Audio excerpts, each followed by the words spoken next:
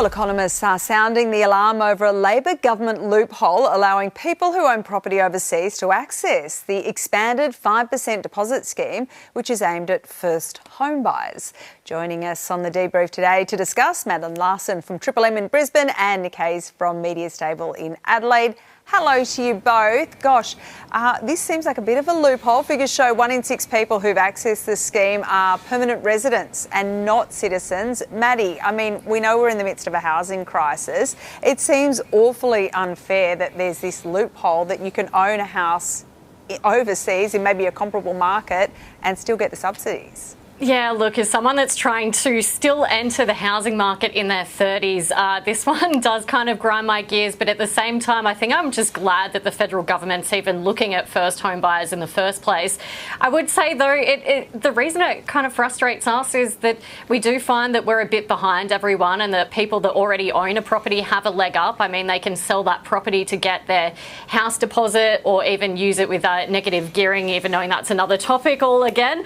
But yeah, I just think it's something that needs, a few wrinkles that need to be ironed out with this 5% deposit scheme for first home buyers. But again, still a good thing that we're even talking about it.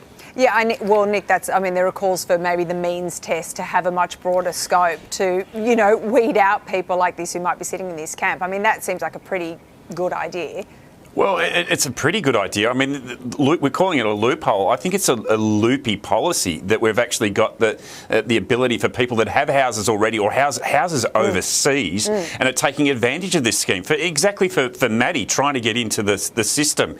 This is what it's designed to do. So I just cannot believe that we actually even get to this point where we're having to have these discussions about policy and about legislation or government policy that actually should work, but it's actually just benefiting those. You can be on 650,000 as a couple and still get access to this. It's just outrageous. And I guess, at the moment, as it stands, it's Australia-only properties, but, that probably needs to be broadened out. OK, speaking of a lack of cash, a lot of Aussies, it seems, are missing out on pay rises at work, and that's because they're not doing one simple little thing: asking for one. New data finding more than half of us actually don't feel comfortable requesting a raise from our boss. It does sound simple in theory. It can be quite hard in practice. Maddie, when's the last time you fronted up to the boss and asked for one? Don't want to put you on the spot. Speaking of trying to save for a house deposit, wages, that's another issue with that one. Look, I have to say it's all well and good to say just go and ask your boss for a pay rise, but with the way jobs are going at the moment across multiple sectors and industries, we're seeing job cuts. I mean, after you've just seen colleagues made redundant, it doesn't really exactly feel like the time to walk up to your boss and say, hey, I'm saving for a house, or hey, the cost of groceries is going up, can you give me a pay rise? I think that might be what's behind this. I'd like to see a bit more information on the reason why people haven't asked their boss. And for me personally, I feel like, no, I would not be going up asking for a pay rise at the moment, just given the way that the economy is at the moment. We know that businesses are struggling, families are struggling, everyone's kind of struggling at the moment. I'm not really sure what the solution is. It would be nice though. Yeah, well, Nick, I mean, not to play devil's advocate here, but I think commercially, a lot of businesses lean into that feeling of uncertainty. It feels it's like been uncertain for decades, which means then they do put employees in that position where they feel like, oh no, I just need to be thankful for my job. I mean, that's commercially very, lucrative for them to have people in that sort of, bracing for impact position. Yeah, that also comes down to culture of the business and what you're actually doing within the business as well.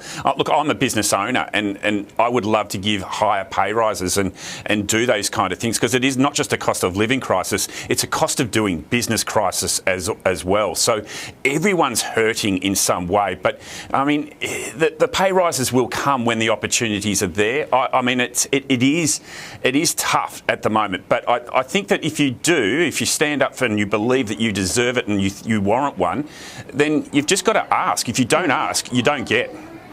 That is 100% true. And, many people would have that story. They can't believe it when sometimes they say yes. OK, just lastly, this is a little bit light, this one, just to end us on a Friday. An influencer has entered into a feud with Sydney Airport, it seems, after making a TikTok complaining about the lack of available gluten-free options. Oh dear, the airport's TikTok account clapped back at the influencer who goes by Sofadofa online. I think that's how you say it. Maddie, am I getting that right? Using her audio to point out the gluten-free menu items she could have purchased. Many online calling their response, though, unprofessional. What do you think? Maddie, I mean, should they not have weighed in on this? I think it's a perfect response in this day and age to meet someone at their level. I think the only thing is looking at the responses of people online from celiacs across all of Australia, I think that's where it's come across a bit tone deaf. When it comes to gluten-free, we're not talking about people that are just making a diet option that they're deciding to cut some gluten from their diet because they're intolerant. Most of the time we're talking about celiacs, and if they eat gluten or even from kitchens that serve gluten, they can become incredibly ill, including damage to their small intestine.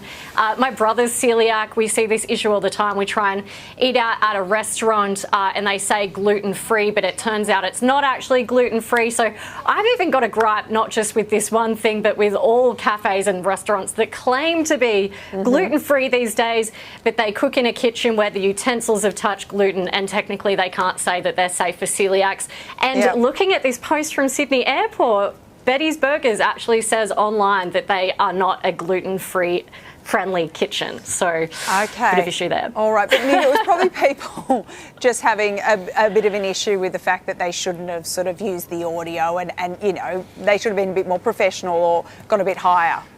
Oh, look, at the end of the day, seriously, Sydney Airport, I mean, why even respond to an influencer in the first place? That's half the reason they become influencers, because we respond to them. And really, who is she to be calling this out anyway? I just think, look, if you don't do gluten-free, I'm not a big gluten fan myself, but at the same time, I don't expect whatever is going on in my world and my life to be thrusted upon others. So, yeah, come on, let's move on. For a last topic, it really got you two going on the gluten-free today. Maddie and Nick, thank you. Yeah, have a good weekend. I have to disagree. Yeah, gosh, just continue it after I log Let's off. go. All right. Take this one offline. Take it offline. See you guys. Have a good weekend.